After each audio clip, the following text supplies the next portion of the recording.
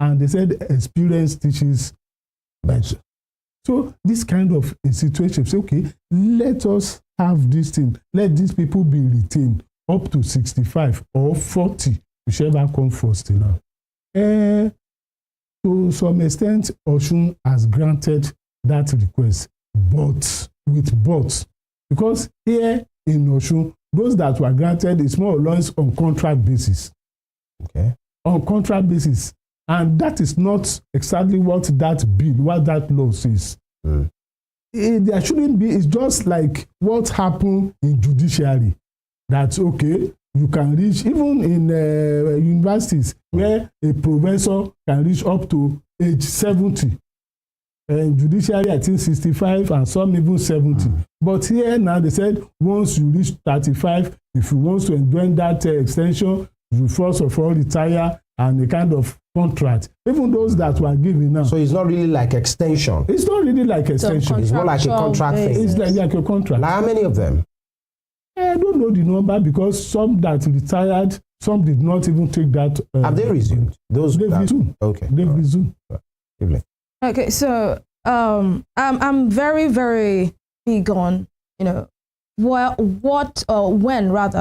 the government will bring the teachers on board because of the students. I'm very particular about that because of the students. Well, I may not be able to. Now, you mentioned earlier that, you were given a reason of the minimum wage. Yes. They are trying to see how much the minimum wage would be.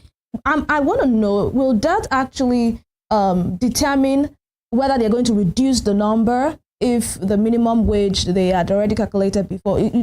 I hope you get my question. Yes. Do you think that may be the reason they want to reduce the number from 5,000? Yes, we have even told sometimes that because of this extension, those that get that extension, that the number will be reduced to 3,000. We even still welcome that. Let them even start somewhere. That has been our agitation. Let these people start somewhere. We were told that the number, those will be recruited will not be reduced from 5,000. At the initial stage, it was 5,000. As those will be, that number will now be reduced to 3,000. We still welcome them. But later, so they know, with the situation of things, they are bringing it back to that 5,000. But 3,000, 5,000, we have not seen any light now as far as that recruitment is concerned. So even when you ask some of them, the officers, they tell you don't even know anything apart from where we were before. Okay. So, because I'm worried. If at this point you said the schools are undermanned, you need 14,000. I think you said you need 14,000 for the secondary schools. And yes, according to the man in charge. And now they requested for about 14,000 teachers. And the government wants to give you 2,500 for that sector. 2,005 to TESCOM, 2,005 to SUBEB. Osun State's rank in the WAEC performance was, I think the last one was 30. We're 30th position out of the 36 states. And it got a lot of people worried. Even the governor was worried about it. You will not be worried about that. Osun State, Southwestern State for that matter. Now, I want you to do a comparison of what we had before now. I'm not saying probably the immediate past administration, but was there a time where in Osun State we had enough teachers? We had, our education was excellent. Yes, I was not here then. I'm a paid secretary. Who transfer from one state to another. I've been in Edo, I've been in Kwara, I've worked in Ekiti, and presently I'm in Osun. Okay. You see, but I was told. But you're a teacher? No. Okay. I'm a paid secretary. Paid secretary. For the association? For that. The NUT? For NUT. All right. So my employers are in Abuja. That's why I can be transferred from one state to another. I understand. But I was told that before Akande administration, because my Oga was here then, from Wale Oyeniyi, maybe you've heard that name, he was in charge. When I was in Ekiti, Oga Wale was here. I was told that Osun had enough, at least something near that language, enough teachers before Akande, that it was during Akande administration that said, you are a history teacher, go. your religious studies teacher go, started sacking them. That was before 1999. That's between 1999 and 2003. Yeah, that's what I'm saying. Between Chibisi Akande was governor between 1999 and 2003. So between that period, teachers were massively sacked. So that was when the education of Osun State started nosedive. That is especially when it comes to issue of recruitment, teachers number, students, teachers, relationship. We have as the numbers of teachers. UNESCO even recommend that to have effective teaching and learning, that a teacher in primary school students should not be more than between 18 and 26. For you to be able to handle them effectively. But in a situation now where you have 3 or 4 teachers and entire school with the whole school, so you just have to merge them. You merge primary 1 at times with primary 2 and primary 3, and you want that teaching to be effective. They match them and teach them the same thing.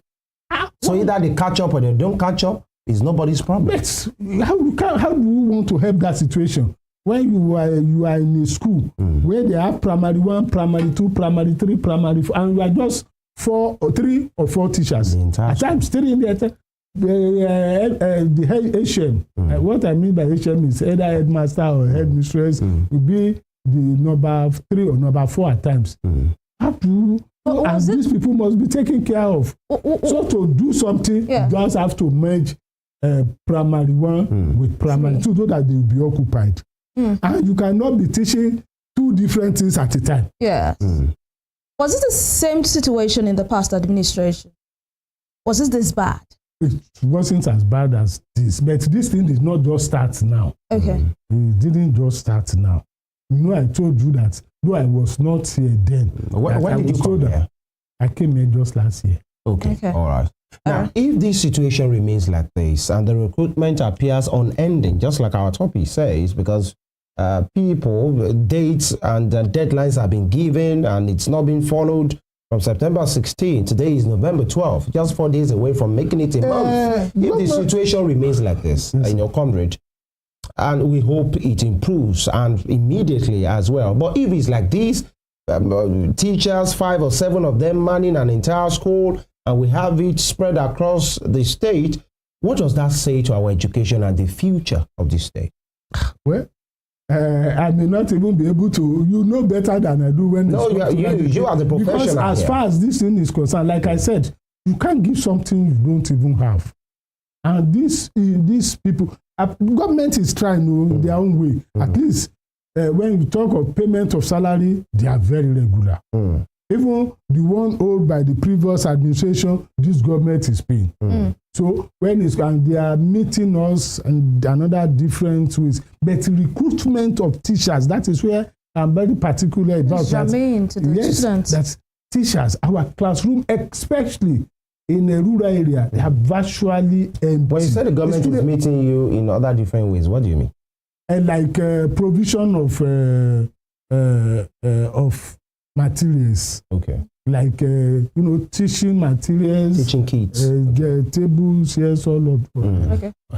They are trying there, and payment of salaries and even arrears and other benefits. Government, in fact, I give it to them. Okay. But when it comes to the issue of recruitment of teachers, in fact, I don't know what is delaying it. Now that they said minimum wage, well, I want to believe that we are still praying that, now that the issue of minimum wage is being settled, by the grace of God, maybe by the time we are resuming in January, maybe this newly recruited, to use quote and unquote, newly recruited. You're talking about January. That means you have considered the whole of this time. This time is more than helpless. half. There's nothing you can do. This time is more than half. And for these people to join us at this time, next month will be another holiday. So if the situation remains the same, you from NUT, what can you do? What will you do? Or you just, in your own words, you just keep praying? Or there is some drastic that the NUT can do? You keep on writing. I've written not less than 6 letters on this issue. What were the responses? Were you responded to? No. To who? To the state government? To government on this issue. Through the Ministry of Education, through different agencies. I didn't get any response. No response, no acknowledgement self to say, okay, oh, your letter has been received, we are working on it. No. Comrade Ojo, have you considered temporary solution? Now, I know that core members are always posted to public secondary schools to help in teaching, especially secondary schools.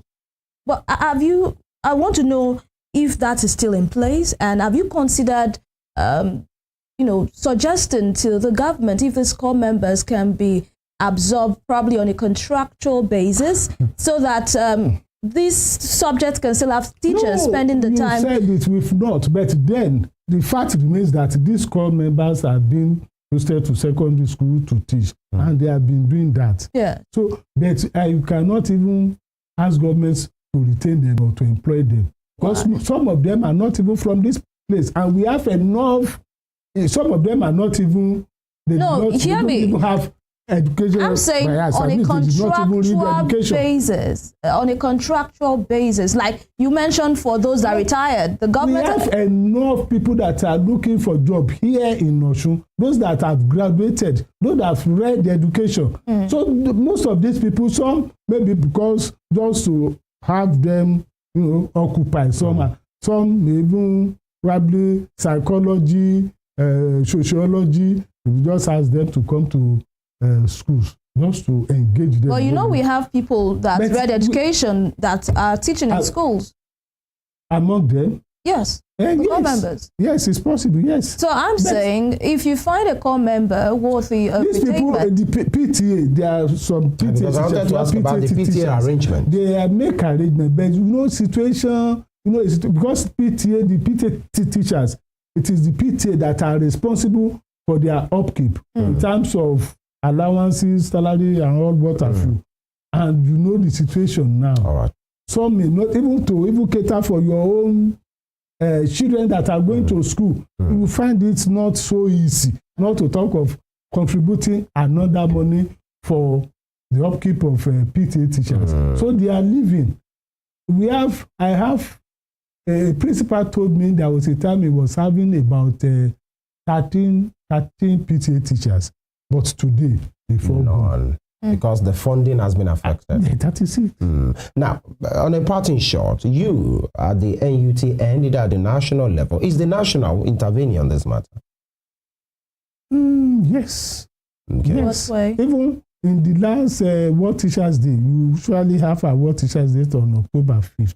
It's one of the key issues discussed by the President of Nigeria Union of Teachers on this matter. On this matter, not on Osun State on a general level. Generally. Now, Comrade Amba, Audu Amba, that's our president. All right. Do you mention it, discuss it? You at the NUT end, Comrade, do you trust the Osun State government enough that they will do the needful immediately? Yes, I want to believe the government will do the needful. They are still, doing their arithmetic. By the time they add 2 plus But for parents, the thing is, we have talked about the teachers angle. The parents are frustrated. Some of them are angry. You could see a parent saying, my children, they don't know what they should know.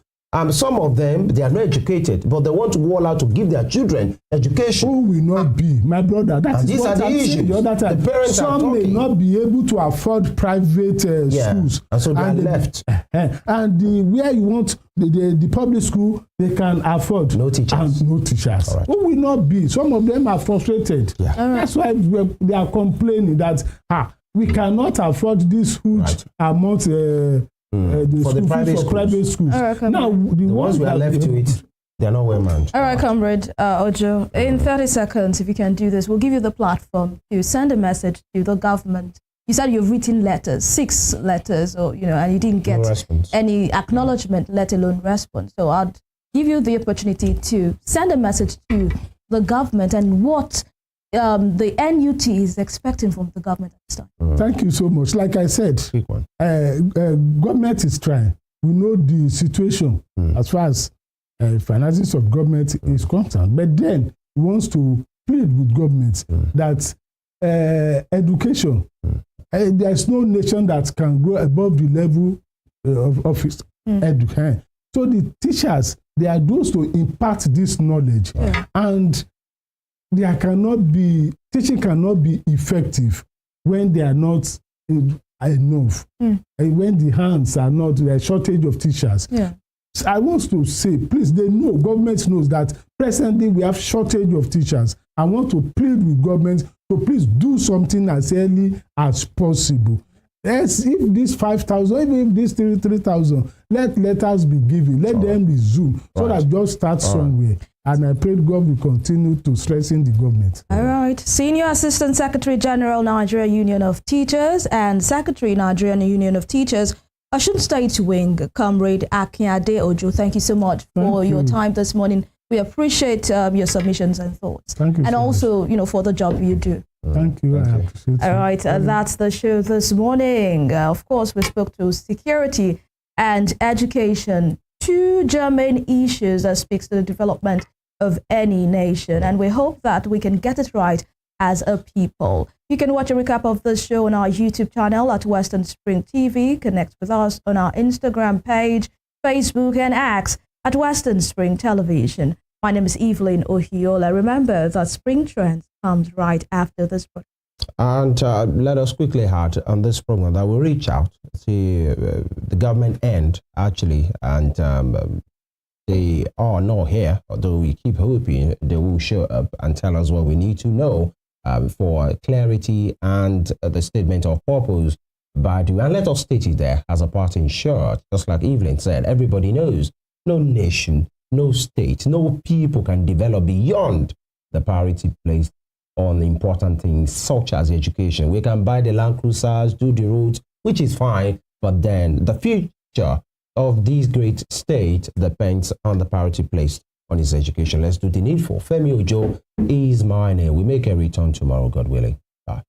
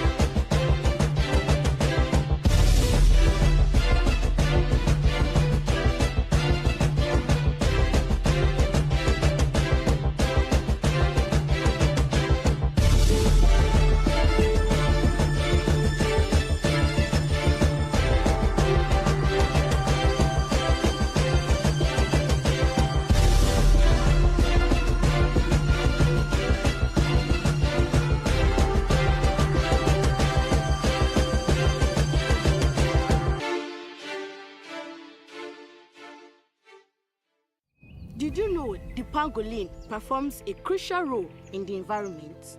They eat ants and termites that destroy our crops. But sadly, they are killed daily for their meat and scales. If we continue this way, we might lose our pangolins forever. Let's say no to illegal bushmeat from pangolins, because protecting nature protects us all.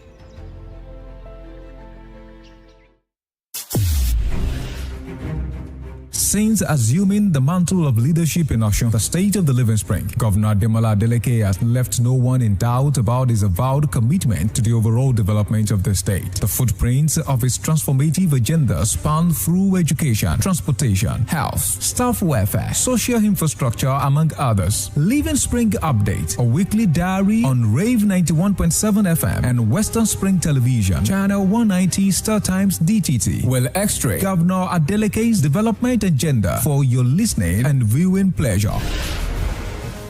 From the bustling market to innovative agricultural initiatives, from the testimonies of civil servants and retirees to the cheers of artisans across the state of the Living Spring, you will discover how Governor Adeleke's administration is driving the economic growth of the state. Stay informed and engaged with Living Spring Update, where we will delve deep into the details of ongoing infrastructural projects, new initiatives in healthcare, education, and other impactful strides being made across the state.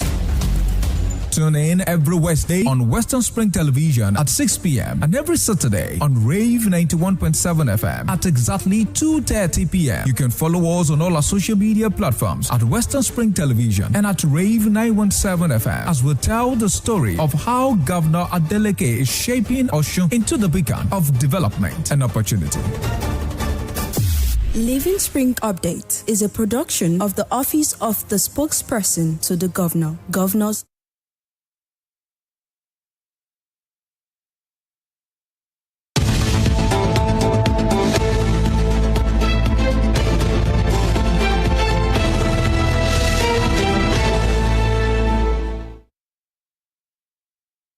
Welcome, Trender people. It's Spring Trends on Western Spring Television. My name is Evelyn Ohiole, welcoming you especially to this Tuesday's edition of Spring Trends, where we'll speak to everything trending, on social media. What is trending, who is trending, where they're trending, and we get to take reactions. Femi Ojo is here. Welcome on board, Femi. Thank you very much. Let's get right to business, shall we? We learned that, government officials in Lagos, went ahead to demolish operatives of the Lagos State Environmental Sanitation Code dislodged illegal squatters under Elegbata Bridge in Lagos. We'll watch this video and you'll see where people are living, and you wonder how people are able to live under such conditions.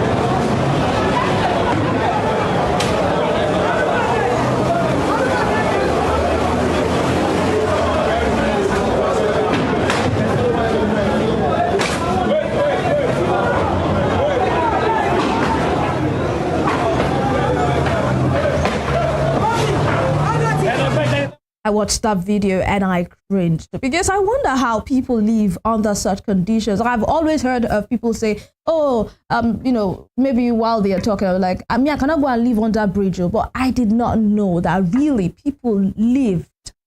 When I mean lived, it's not like you sleep there this night and you go your way. People have houses under bridge. They sleep there. There is a home on the bridge, as you can see the demolition, and they pay. Yeah, so it's like an there estate. And agents there. Yes, it's like an estate on its own. Let's take reactions at this time. This one is from NS_J4. It says, "These people get to villages of what? Why will you be homeless when you have a home?" So he's saying, if you're from somewhere, why don't you just go back to your village instead of staying on the bridge in Lagos? Ibiron Kerachel says they chased them some times ago when this same bridge got burned, but they all returned again. And _Adejo_ says that space you see isn't free. If you hear what they pay, you'd be shocked. And Pretty Blonde _girl says, if you have shelter bar, God has answered 89% of your prayers. Forget. And Femi, I just need your reaction to this because I watched that video and I saw, cooking utensils, I saw buckets, I saw mattresses, people even have structures under the bridge, some even close to the waterways. It's a home. People are giving birth in this environment. Yeah, they're raising family. I'm sure this thing will have agents, so you know the way you have of agents. Of course, some people will be collecting the money now. I think like 3-4 months ago, a particular bridge, was attended to in this way as well, forgotten, and which you see people having shelters, just some steel, iron, the one we call container. Yeah. People just put it up, and people are coming there to collect agents and landlords, under that bridge. The three, according to elementary sciences, the basic three needs of life: shelter, raiment, and food. Actually, and people will do anything to have those. But then somebody raised the point and said, "Shebi, you get villages. Can't you go back to your village?" Some persons, just like is it Daria Atalade's song that said, or Timi Dakolo, "I'm leaving home, I'm never coming back." Daria Yeah. So some persons have said bye-bye to their villages, and whatever it takes. I'm going to make it in this Lagos. I'm telling you, whatever it takes. The grass to graze narrative. But then sometimes, if the thing won't come choke you, not that it's choking them now, it's choking them extra. And these are the things you see. What would be the productivity of somebody living in this kind of situation? I mean, the noise. How do they think? Now you go to Lagos, see people are aggressive. There will be somebody who lives under this kind of bridge with trucks, cars flying. Flying the main bridge, and you guys are down there. And sometimes they get robbed in this kind of place as well. These are the things. It's not just now. It has always been happening. We hear about Bridge Ilungbe, my first night in Lagos, and when people make it, so it now makes people to leave their villages to say, oh, if it's Abe Bridge, you can go and live there, and then you will make it. But it's not Nollywood. Yeah. Some people make it, some people will never make it. Some people will get, they will get killed, they will get robbed, they will get, attacked. And these are some, just like people who will leave whatever challenge they have to sell whatever they can sell, gather some money, go through the Mediterranean or go through the desert. Yes, some people go through, luckily, they get to the other side, they make it. But then they won't tell you the scores of people that are littered, the scores, literal scores, or people who have died. Some people kill themselves or survive out of water when the heat is scorching. And these are some of the things we see. So, should we try? We keep trying. Should we take a risk? We keep taking a risk. And make sure it's a calculated. And I also want you to speak to the government's part of destroying these bridges. Some people said, kudos, because these bridges are hideouts for criminals. Someone even said, you cannot pass through some areas, is it Alagbon in Lagos, some under bridges in Lagos when it's night, or you're the only person there. Or Akpombo, thank you. Or probably your car broke down in that particular area. They said because it's a hideout for criminals. So a lot of people have said kudos to the government for doing this, while some people feel you cannot chase people out of this place and you're not providing the thing is, somewhere else for them to go to. We take things out of our sentiment at times, which I understand, because even to do accept, affect, I will see whatever the government is doing through that prism, or the fact that they are inconveniencing me, they don't care for me. But the thing is, something must just give at some point in time. Something might happen, and let's say, God forbid, that bridge collapses, it will kill scores of people. People will be saying, where is the local government? Where is the Lagos Environmental Clinic, all across? If there is a way the government can help to say, okay, we will settle you guys to a particular camp or something, if they can do that. But they won't, because of what people will say. Hideout of criminals. Those criminals, they will collect your whole now. Even if you sleep in another computer building, some persons will come and meet you and say, now we guard this place. It's not their house. I was easing myself somewhere in Ibadan. And somebody said, this place that I'm doing my minor, that now they declare our that I should pay. Wait till you give the body collect that. Because it wasn't funny. A public place, so these are the kind of things. And somebody said, okay, if 7 p.m., 8 p.m., you better keep going. And in some parts of Lagos, the moment you are passing around saying, Omoba won't pay, don't look back. You are not Omoba. You are not Ade Femi or Ade Kiniko. The moment they are not doing Oba in my house, Omoba won't pay, keep moving, because you will be robbed. And police might be standing. People will be passing that they don't send you. These are some of the things we do. All right, let's move on to the next story this morning. We are still in Lagos. A lady made a comment on social media which actually elicited outcry on social media. Some people were not having it, especially people that call themselves owners of the land, or Monile in Yoruba. This is Nurse Ubede, I hope I got that name pronounced well, who made a post on social media saying, this Lagos is a smelly city. People smell, the streets smell, and the gutters smell, the water smells. Everything is smelly. I am tired. Like I said, it's a comment from Nurse Ubede. And, a buyer obedient on social media is saying, dear fellow Lagos, or dear at follow LASG. I thought that this follow LASG thing was talked about sometime where, Governor Sanwo-Olu said they are not in support of whatever it is. I think that's Lagospedia. Okay, Lagospedia. This is official. It says, this lady, Nurse Ubede, that you have empowered over Aworis, Ijebus, Egbas, Ilajes, and other Yorubas in Lagos, has now spat over your face. You're leaving the lives and economy of Lagos in the hands of people that hate their employers. No private firm will ever accept this public ridicule from an employee she pays. We all know how it will end if Babajide Sanwo-Olu and Mudashiru Obasa will not start demanding respect from people that are taking jobs away from aboriginals. We will also not stop adding external legal pressure until we get the desired respect. Will it be too much to ask that this lady be asked to respectfully get a job from our saner state of origin, or at best, our region? And we can see another comment here from Ademini Yomo, the real Aworis. Says, Alpha Bayo, which hospital is she working with? I think this Bagada General Hospital. We can match there. No yawa, we gather days. These are people who want to protest that a lady, because of a comment she made on social media, be put out of a job their city. Because she says Lagos is smelly. Let's take reactions. We'll move to the studio. Jelly Knox says, this is our opinion of Lagos. When has it become a crime to have an opinion? And Tony Amanda says, but she didn't lie, Sha. I stayed in Lagos for 1 month plus and everywhere smells. Funniest thing is the environment is clean, but still smells. They really need to look into it, because it seems people are connecting their sewage to the drainage system there. Even both mainland and island smell. And a door official says, our brother awaits you at Nurse Ubede. President Donald Trump will appreciate your visa application ASAP. But please kindly correct the part that says the people also smell, because our mothers and loved ones are also in Lagos. Inshallah, we are one Nigeria and one nation. Let's love lead. And next, underscore Auto says, why are you guys bashing up? Lagos descent. So, tell me you have it.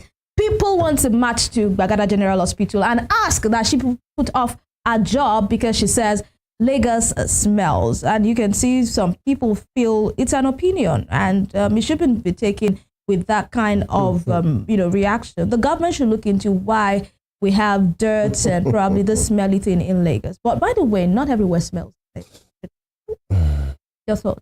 I don't even know where to start. But let me start by saying, yeah, they smell. Yeah, they worry everybody. Okay. Really. But let me start from here. She is a civil servant. Yeah. Right?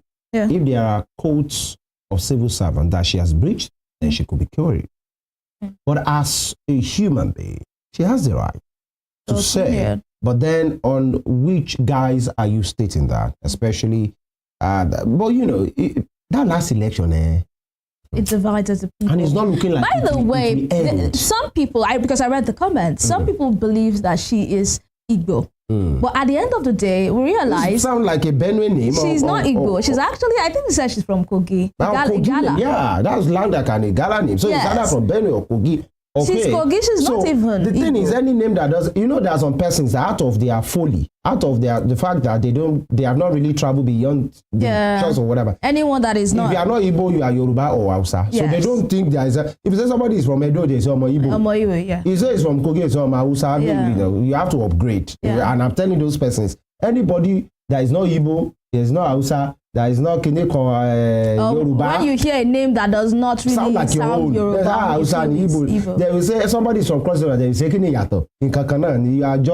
You are not that smart. You are not well experienced. That's just the way it is. And this is what traveling opens us to. But then, it's more like whatever you are complaining about, it doesn't fit your mouth. It's our Lagos. Nobody should badmouth our Lagos. And that by obedience, what he has done is a setup. Just setting and it looked like sarcasm in the first place, because the obedience and Lagos people, normally they know the ones who say Lagos is for Lagos. They know the grief. So possibly it started as a sarcasm, but you have already set her up, and people are saying we are going to march there. This is my issue with Nigerians. The people where they really choke now. You're not protesting. You will not march there. They want to march to General Hospital Baga. That's why I say this man. Everybody I don't want to say bad things, but it look like they are not too far from being crazy. Yeah. That's just the thing. You leave your job, your organizing job, your media job, there are a bunch of people who are not, they don't have good things to do. You now go and march to General Hospital. People where they choke you, where they buy for 1, 2. They say that you go, hey, Baba, just because it's our own. Just like some persons in some part of the country, they say persons still, they say Shebi is our money. Shebi is our thief. That one Nigerian thing. I don't want to say but it's not looking like it. The last election really divided us. And it's not looking like we are mending it. Yes, we should be looking at mending. It's our city. Share some part of the place, know this, man. Some lucky place, they drink the water. That's true. But, But I'm not saying you should badmouth the community just because you want to make a point. But people should channel their energy to the people that they are choking their life. Not Subede. All right, we'll move to our next story this morning, which would be with, a video. Let's watch this video. I want you to watch it, and probably you can make a sense out of it. I will come back. We'll take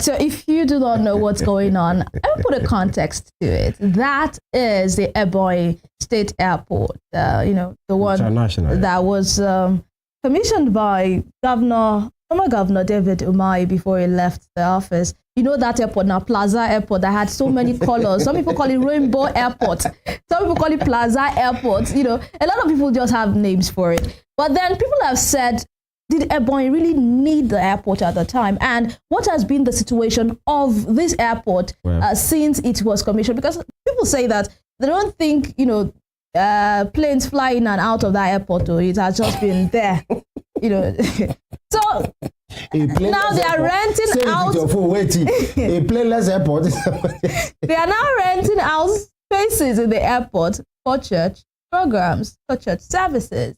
And it has actually elicited some backlash and outcry on social media. People wondering why, how do you rent a space out in an airport area? They are just trying to make revenue. If plane no land, if people no come, at least money will come in from renting of the space. Let's take reactions. Joy Thompson 501 on IG says, church care. Obviously, those are staff of the airport, and if you listen to their prayer points carefully, it's prayers for the airport. If the airport closes down, they would all be jobless. Okay, so Joy Thompson is saying this is not a church. It might look like they are bringing down fire, but it's for the staff members who feel this airport business that is happening, we might go jobless if we do not pray for it. And Foralistic says if planes do not use the airport, the gospel will use it. And House of Habiba says if they go fit do church for underbridge, waiting the airport. And lastly, PH Shotler says, allow people to pray. If you heard clearly, they are praying for the airport. Obviously, the staff of the airport conducted a prayer session. So, Fem, what do you think? I mean, these people feel this airport will not close down. For the airport, Abby. It will not close down in our time. I'm telling you, a very beautiful, colorful, shiny airport. We play no condit. I wonder what's the prayer for. Is it that planes will come without preparation, or airliners will come and drop their planes there, and then people will now be flying up and down? But then prayer is good, right? Yeah. But let's do it the right way. What you think? All right, that's the much we can take of the show this morning. I would have loved to take a final one very quickly. That's because we brought you a story about that some weeks ago. Right. If we can have that. Now, I'll just tell you this backup story. Now, you remember that man who was assaulted by the member of the House of Representatives. Yeah, and I told you, I said what will end it will be him apologizing. Yeah. But there was a twist because now it is the man that was assaulted that apologized to the House of Rep member for provoking him. And I just said, we never saw this coming. This is a Maybe big we'll take it twist. tomorrow, actually. But I saw it and I felt, you know, whatever has happened, and we don't know the backstory. But for somebody to tell his abuser and say, the fact say you slap me, now me cause me no verse. Now me make you provoke, or they don't need tell you. We have to go. We have to go, yes. Thank you so much for being a part of our world. We'll make a return tomorrow for another interesting time on Spring Trends. Probably we'll be able to take that video. Thank you so much, Femi Ojo, for doing this with me every morning. Until tomorrow, have yourself a fabulous and productive day. My name is Evelyn Ohiola.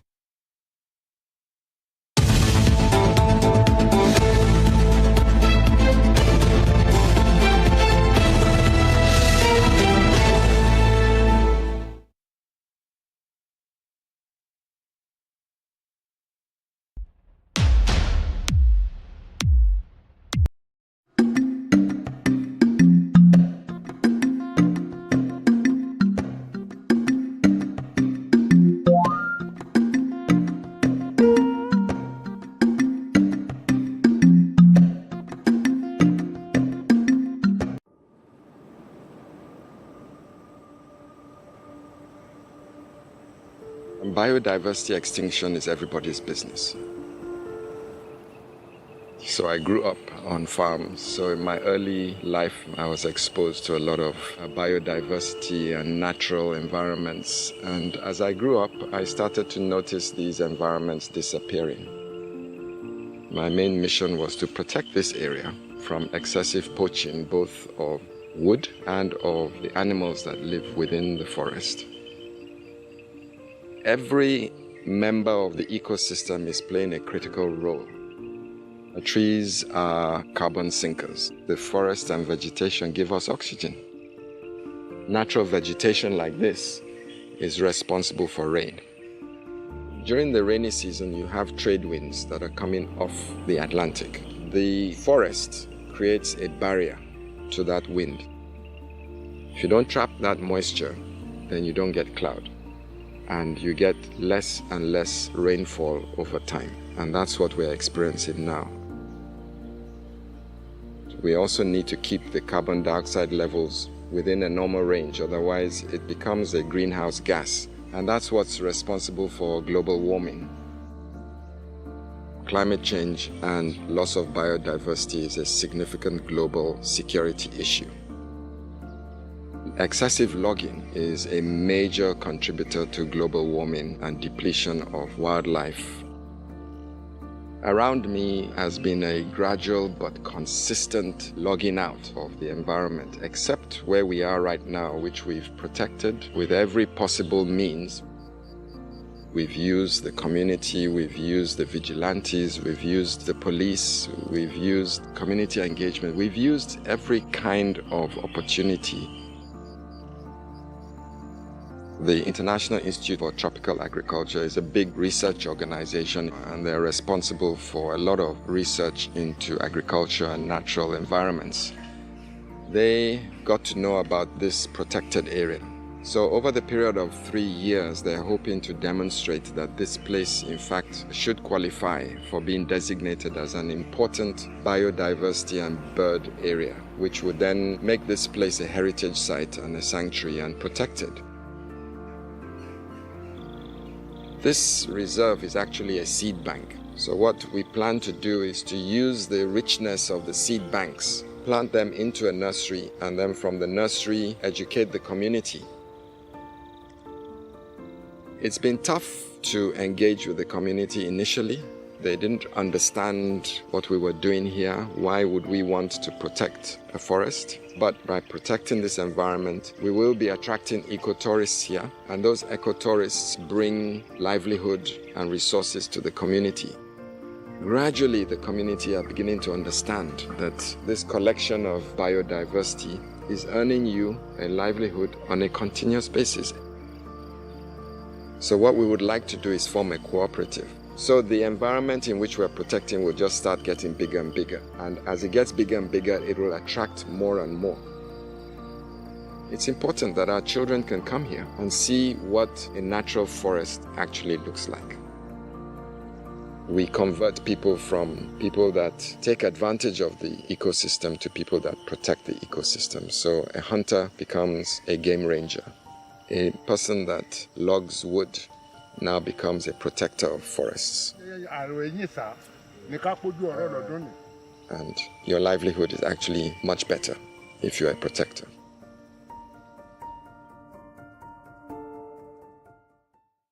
Evelyn Ohiole, King Eve, how are you today? I'm good, I'm fine, I'm alive.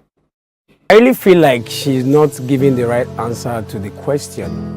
When one asks you, how are you? And you said, you're saying, I'm alive. It's very annoying, seriously.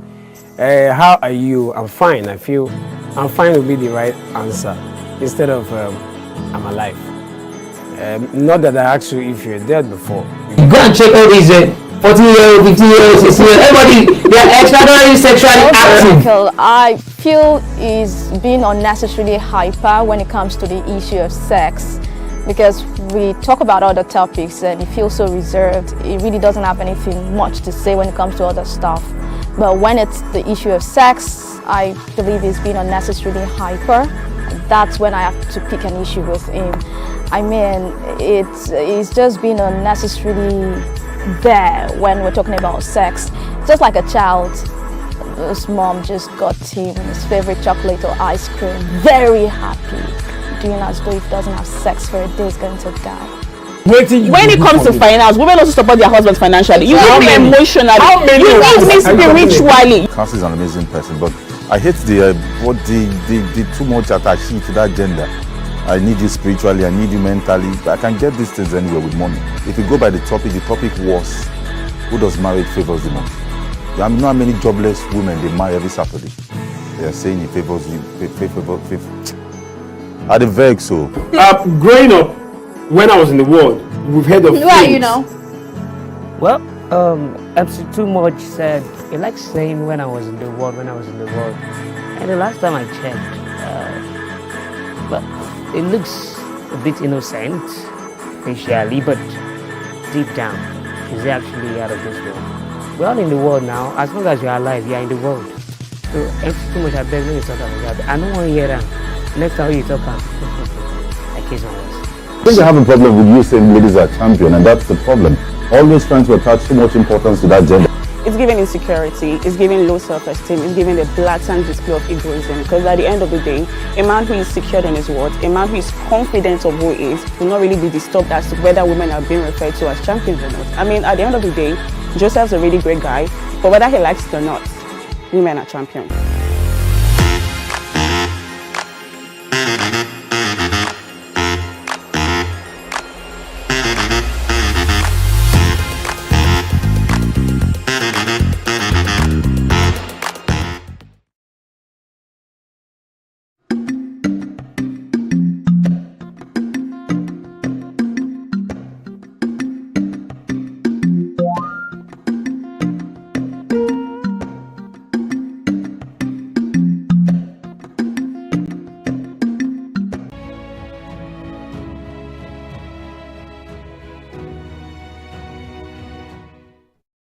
Hello, good afternoon to you, the viewer on Western Spring Television, and welcome to our weekly interview program.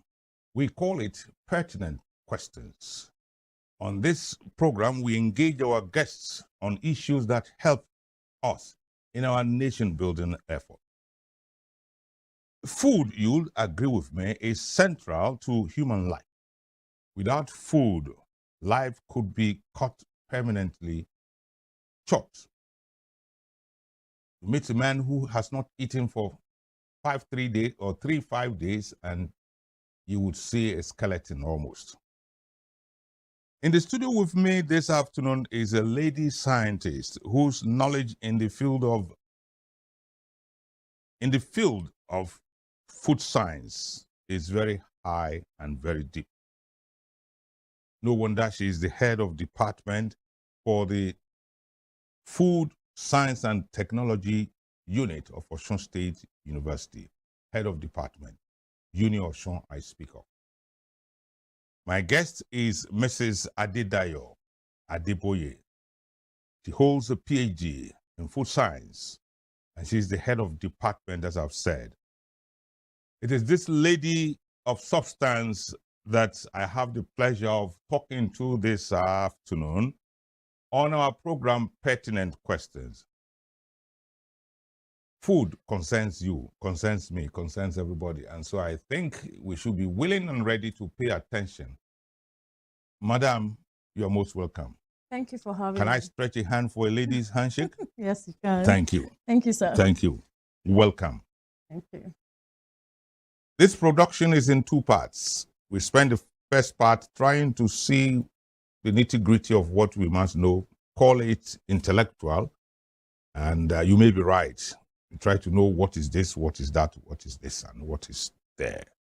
So, food science, I would ask very innocuously, what is food science and technology? All right, thank you very much for having me. I count it a great privilege to be here this afternoon. Food science and technology is the study of the physical, the chemical, and the biological nature or properties of food materials and how these properties interact during processing and subsequent storage of the food material. So that's what, and it's a multidisciplinary course that revolves around physics, chemistry, biology, engineering properties, the agricultural concept of food. So that's food science. Agricultural concept of food. Yes, I had it as my second question. I think it is still pertinent for me to ask, even though you appear to have answered it, but I want the specifics. A young secondary school student who in future wants to study food science because the head of the Department of Food Science, University of Uni Osun, is brilliant. So what must he do?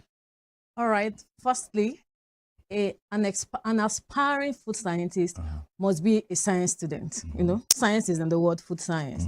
All right. And then, depending on the institution that student intends to attend, you will take JAMB subjects, physics, chemistry, biology, sometimes physics, chemistry, mathematics. All right. And then the usual 5 subjects pass in O levels. You know, because it's science-based course, it's technological-based. So that's it. So you must read physics, chemistry, biology, mathematics, and English. Perhaps also Greek science. Yeah, so some institutions take biology, a pass in biology, minimum pass in biology, or Greek. Okay. What does the food scientist or technologist do in the food lab? Is there anything called food lab? Yes. Okay. I want to know. We have many dimensions of food laboratory. The basic one is the food processing laboratory. And then your products from the food processing laboratory would either visit the food analytic laboratory, the food microbiology laboratory. There's also a sensory laboratory too. All right. Sensory. So, yeah, sensory. It's very important. What does that bring about? So sensory, from the word sense organs, tells you how your sense organs, the 5 sense organs, respond to the food material you have created. Remember that in food science, we are converting. We are converting the food crop to something edible, wholesome for a consumer to take in. And at the same time, in converting, you don't want to convert and have it bitter for something you desire to be sweet. So it's the sense organ, in this case, tongue, that tells you whether it's bitter or it's sweet or something else. And then textural properties too. You know, there are some foods that we expect to be hard. So after production, you want to know how hard. You want to know the consumer's level of acceptance of that hardness. Remember growing up, you have this Kpako biscuit. All right, so there's a perceived texture that Kpako biscuit should have. And then there's a perceived texture that cookies should have. So it's in the sensory laboratory that you do a balance of all of these things. That's water. In my elementary school science tells me water has insipid taste. and has is tasteless. Yes. Now, if I have a production, food production, and has some of these things, a quality like that, not necessarily sweet, and then you find some pharmaceutical, they are all food, they are very bitter. So how do you place that? So initially, you must know your purpose, the objective for that particular kind of food. And in knowing that objective, that's what gives birth to the eventual taste. All right. There are some that you may never be able to get rid of, whether it has a bitter taste or not, but you could have other things added into the composition that would mask or reduce the intensity of that taste. And there are some other foods that are bland, they're expected to be bland, and that's the way we want it to be. So I think by that taste, the taste of water that you're talking about, bland in this case, is tasteless. So some foods occur like that. Okay, we will come to some other nitty-gritties. What can be said to be the role of food scientists like you in nation building? Just as you said at the opening, without food, the existence of man is threatened. So a food scientist ensures that food is always available in the right quantity, in the correct quality. It's one thing to produce food, it's another thing to have the quality tampered with. So the food scientist is concerned with the quality, the quantity, and then the availability too, and the utilization. There's also an interaction between the constituents of food and the body system. So whatever food that you are producing, that the food scientist is bringing to the table, must be one that the body can also absorb the nutrients in it. If there's something wrong with the body that threatens the absorption, then there are other alterations that the food scientist will look into. So it's a total package. You are involved in the production, you're involved in the utilization, you're involved in the consumption too. Until the food gets into the stomach, the job of the food scientist is not done. It's not done. Yes. Even if I don't want a package for packed food, I want to go to my farm, uproot some cassava or cut some plantains. What role has this the food scientist got to do in that, or to play? The role of the food scientist begins after harvest. Interestingly, we these days, we are beginning to be interested in the pre-harvest conditions. Because it's what you put in that you get. I have a question. I don't know if it is relevant here. I was going to ask you, or if it is not, just linking together. Is there any relationship between the food scientist or technologist and the agricultural man? All right. So in lame terms, I can say we are cousins. Okay. And how do I mean? The agriculturist is the planter. And then when he plants and brings out, you've used cassava as an example. Now the cassava comes out, and we're just looking at the cassava tuber. It is the job of the food scientist to convert the cassava. We are not goats. We can't eat the cassava raw. So it's the job of the food scientist to convert the cassava tuber into something edible, palatable. So that's where we come in. But like I said, as I was saying before, there's now an overlap where there's a particular kind of cassava I want because of the end product I have in mind. So I now have to relate with the agriculturist to tell him, this is the kind of cassava I want you to plant for me so that I have this particular output. So we need to work together. We are working together. That's the food scientist and the agriculturist. But in spite of this, we find situations in our environment. People bring out end products anyhow. There is NAFDAC, which is struggling. I will use the word. What role is the food scientist playing? You in one corner, you see somebody who does kuli kuli. She does it in her own to her own taste. You find the plantain roaster. She does it in her own. What check-ins can the food scientist, or must the food scientist play in this? All right. Do you have the confidence to go to him or her and challenge him? We have the confidence, but we do not have the empowerment yet. And I'm trying to be careful with my words. Okay. The food scientist in Nigeria belongs to a body called the Nigerian Institute of Food Science and Technology. That's supposed to checkmate all of these issues that you have highlighted. And some few years ago, we became chartered, and we're in the process of getting our act together so that we can go to the Bolly maker and say, this is the standard. There are standards to these things, you know, to ensure, to enforce, to regulate the activities of roadside food manufacturers. So yes, food science is involved. We ought to be involved. Given the right atmosphere, it's something we do. Now, it takes me to this question. It could be in your studio, I mean, not in your studio, in your laboratory and things like that. What, and then the social thing. I'm happy you just mentioned that you are chartered. You are not yet, you have the confidence, but you don't have the enablement or something like that. What challenges do food scientists like you face at work? Aside these social ones. Well, your laboratories, are they well powered? Bacterial infection and things like that in our homes. All right. Okay, so let's take it from my laboratory. I stand here as a staff of Osun State University. A head of department. And the head of department of the Department of Food Science and Technology. Thank you for reminding me. Interestingly, that department is just about 5 years old in the university. And in that 5 years, the university has done a lot, you know, to ensure that we are up to date, we are at par with standard practice. So we are not there yet. There is no perfect system. But the university is empowering us, giving us the right tools to come up with scientific findings that will either validate or invalidate practices outside there. So yes, at our laboratory levels, we are doing our bit. We check what we need to check. We also make sure that our researches are tailored towards the needs of the society.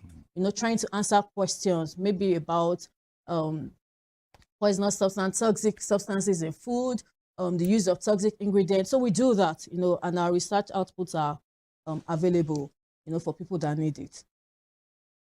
You are head of department. That's an institution. Yes.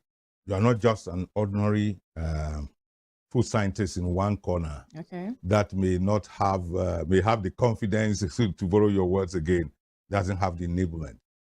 Is there any known relationship between institutions like yours and NAFDAC, the overall body that... Yes, and I think the most recent relationship we have is the fact that the department runs the bakery of the institution. And we don't say because we are food scientists and we have that confidence, we also respect regulation. So NAFDAC had to come visit us to ensure that we are following standards, and then they gave us NAFDAC number. So that's one basic relationship that we have. And we also have a working relationship where we could invite them to give talks and things like that. So you are in your laboratory and then bam, electricity goes. That's Nigeria now. That's the Nigeria factor. Yeah, so what challenge? And then what challenge do situations like that? Definitely it's out whatever process you have at hand.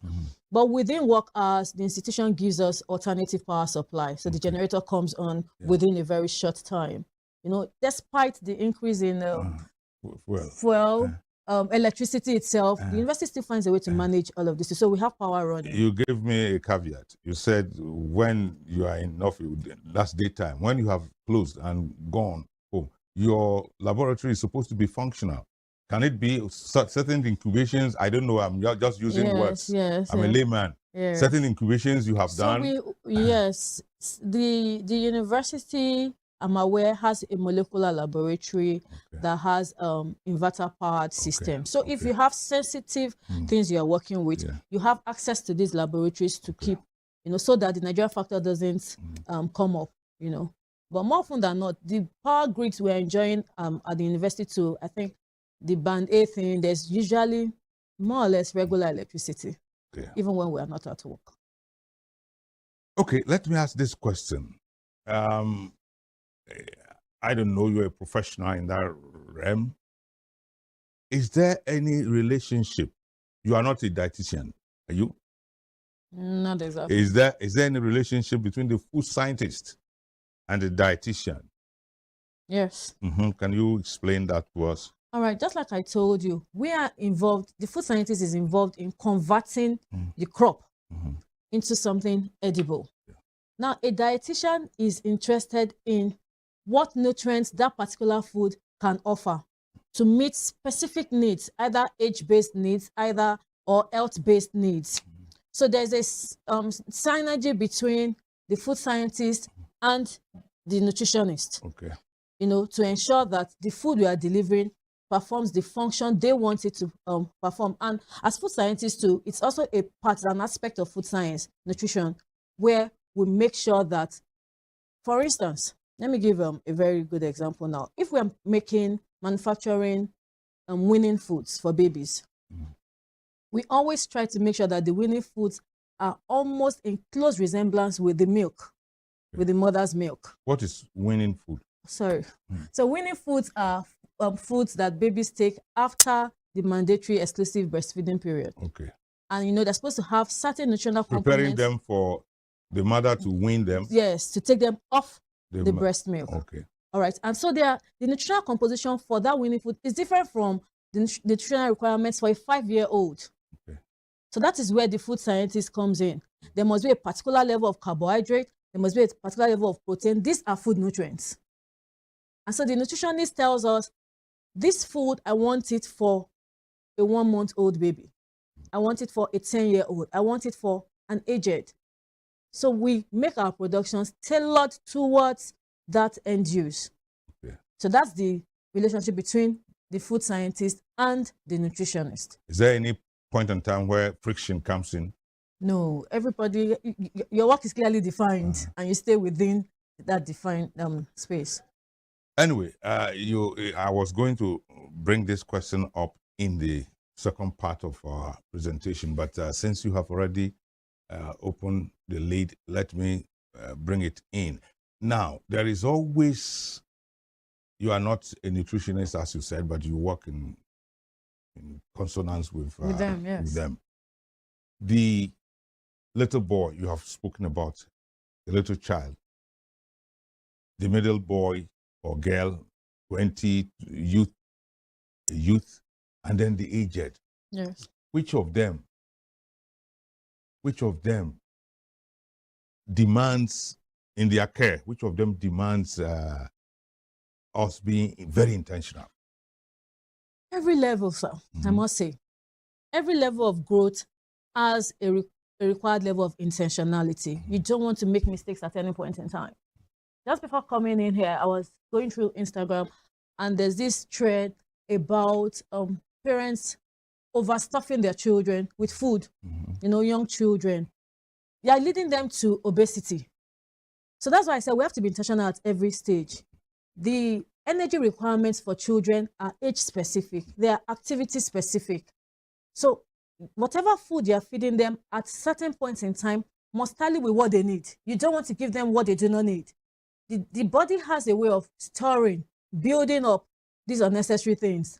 And then you have it coming back to bite you in the face, you know, in the years to come. So I think that it's very important that parents, caregivers are intentional at every stage, given the right requirements. There's something called the required dietary allowance for or dietary intake for specific nutrients.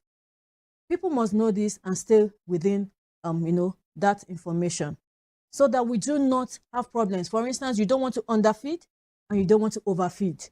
You must do optimal feeding at every stage. We live in a country where food is very, very difficult to come by now. So the formula 1-1-1 has changed drastically to sometimes 1 instead of 3 places. Right. So how do you, and then take this along before we go on break. Obesity, you mentioned. Some children won't just grow fat no matter what kind of food you give them. Must you go the extra mile and just be in a situation where your take-home pay or emolument cannot take you home? All right, so you want me to answer that now? Yes. Yes. I agree that food is hard to come by for obvious reasons, the current economic situation. But it takes me again to the fact that even when food was available, or readily available, many people eat wrongly. You know, I think the most important thing is, number one, know what you need to eat, not what you want to eat, what you need to eat. And then start looking for alternative sources. If the available one is expensive, we can begin to look around us. You are talking of elderly people who have pockets. The young boy doesn't differentiate between what you have said. Know what you want to Who eat. feeds the young boy? The parents. That's what I'm saying. So the conversation is for the parents.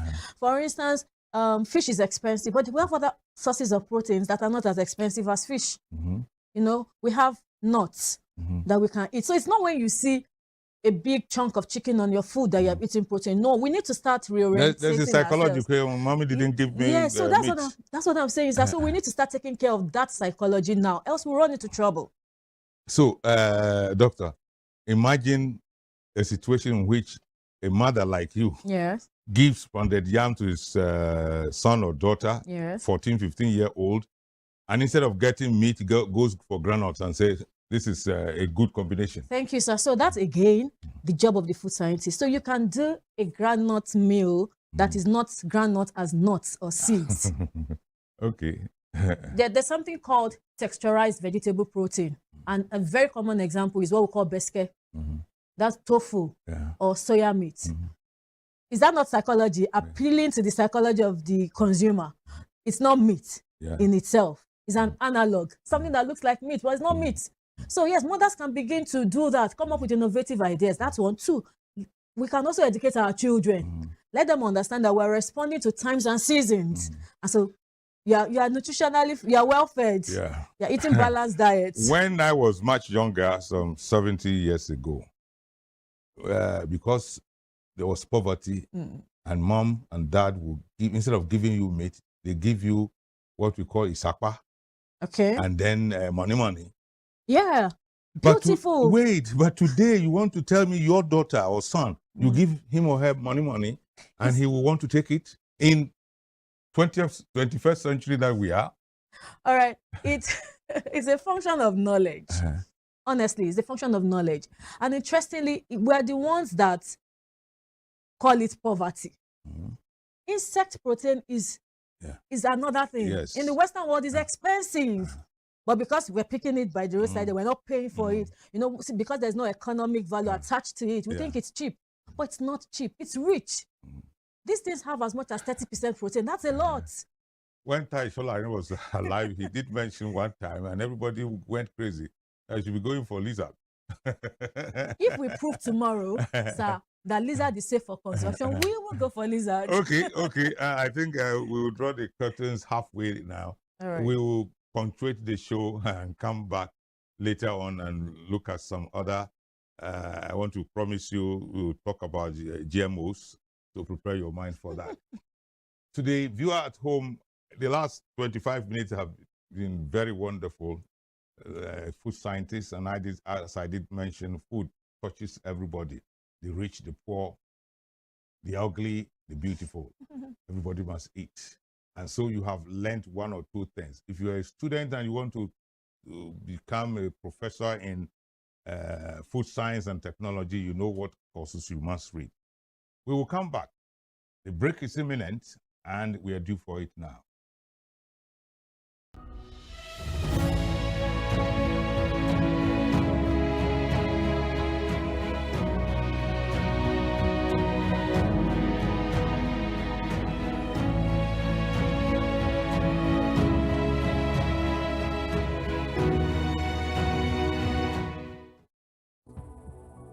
In our lifetime, Nigeria has become a center for smuggling ivory and pangolin scales. This is one of two Nesria holding facilities for seized wildlife Containers stockpiles. that come from Nigeria. As Africa's key transit hub. Illegal trade in wildlife has caused the decline of many species. But together, we can change this story. No longer will we tolerate wildlife trafficking. We're updating our laws, increased the penalties, and prosecuted more offenders. Nigeria remains fully committed in the fight against wildlife crime, and we will continue to honor all international obligations to protect our biodiversity.